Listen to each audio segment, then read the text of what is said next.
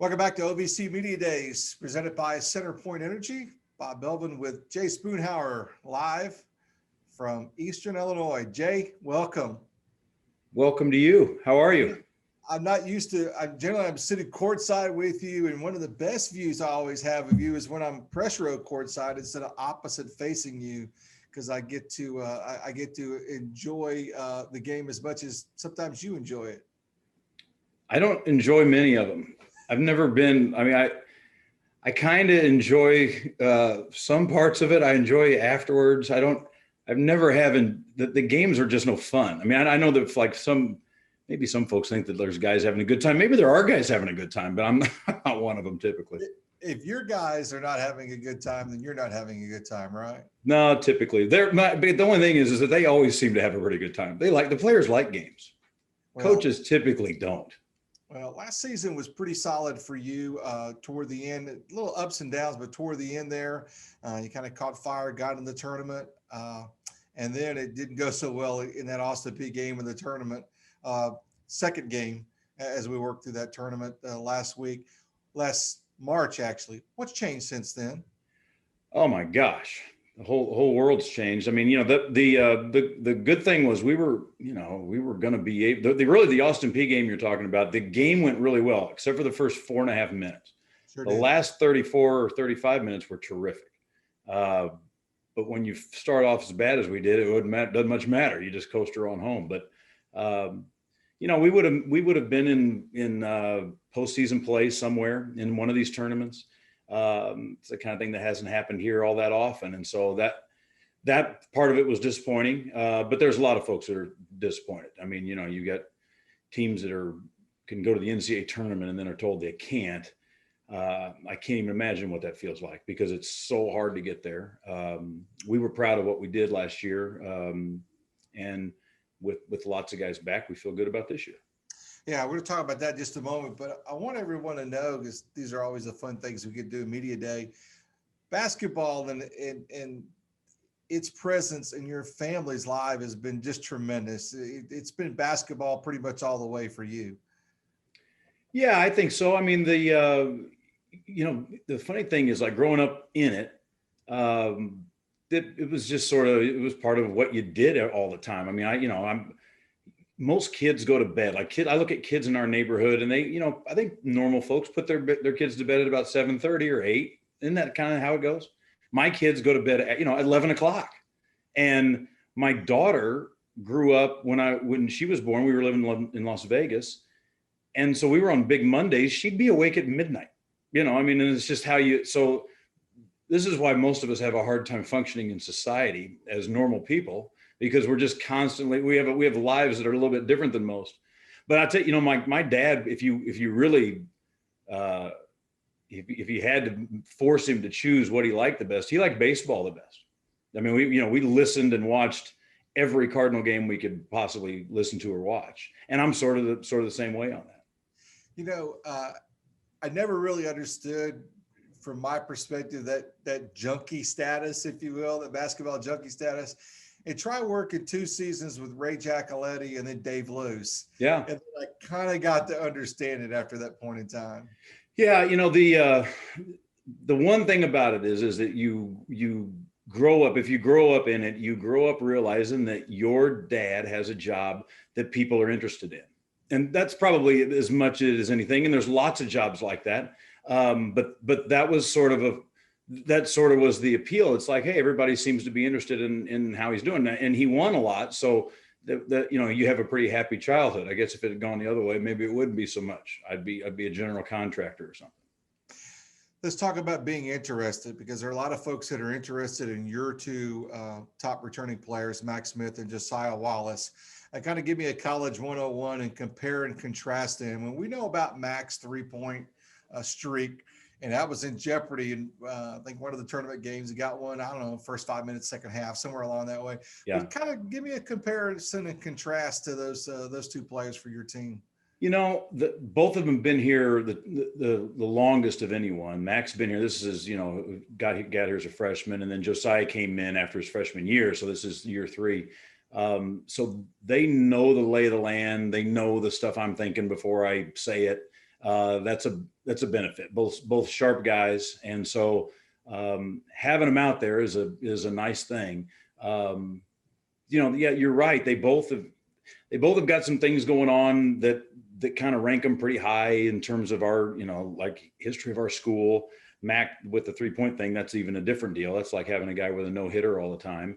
And then Josiah, scoring a bunch of points. And with being a local guy for him, it's really a cool thing. So I tell you, we were saying it the other day, and it goes for both of them, that it's hard, when you have a good player, it is so great to have somebody who's also just a good person and works hard and is easy to deal with.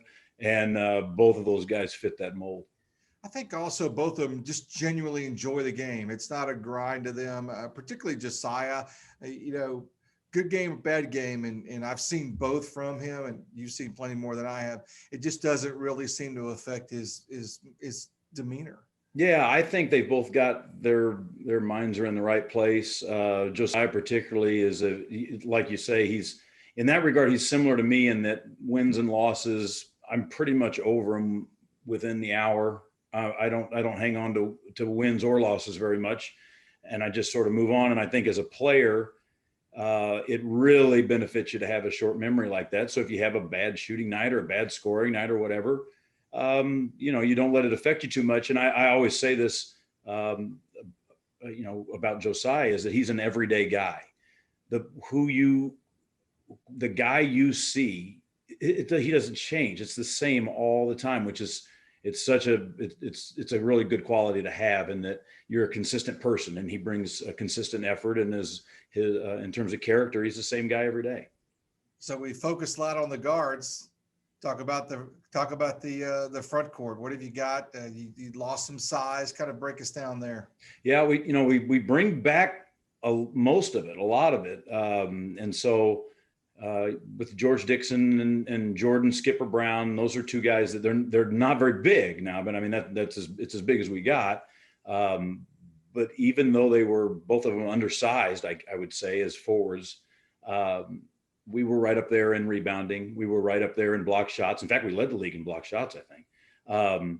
And so they both did a fine job of that. We struggled with guys who were bigger than us. So like when you play Muzinski or somebody who had some legit size, it was really tough. So we added some front court guys, 3 guys, 6'9" or better. And so that really should help us. One of them just was a transfer from St. Louis, who just had his waiver approved. So we feel pretty good about the parts that we did add, really going to help us. And I think that with lots of returning guys, if you have new players challenging for playing time, then you feel pretty good. And that's where we are. Okay. Size up this league for us heading in. I mean, very, very little opportunity to go and scout someone, very little preseason opportunities. Kind of size up the league for us. Yeah. Luckily for us, we don't have to scout very much because we know exactly who everybody has, and it's all good.